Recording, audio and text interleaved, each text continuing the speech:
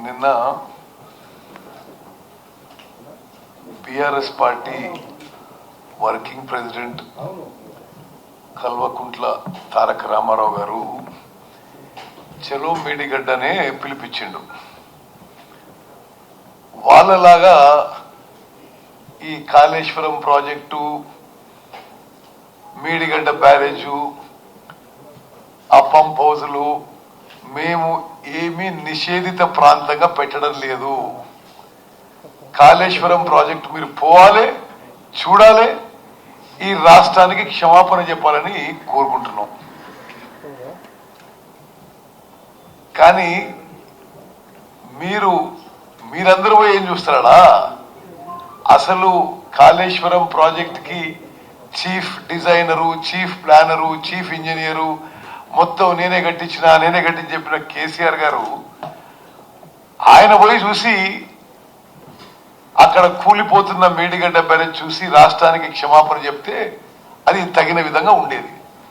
That would be more appropriate. మరి అయినా సరే మేము అక్కడ అధికారులకు చెప్పినాము, అన్ని విధాలుగా సహకరించండి, మేడిగడ్డ బ్యారేజు, ఆ బ్యారేజు, ఈ బ్యారేజు అన్ని చూపించండి, వాళ్ళకి ఏ విధంగా కావాలంటే ఆ విధంగా ప్రభుత్వం తరఫు నుంచి వసతులు కల్పించాలని చెప్పి మేము ఆదేశాలు ఇవ్వడం జరిగింది. నిస్సందేహంగా స్వతంత్ర భారతదేశంలో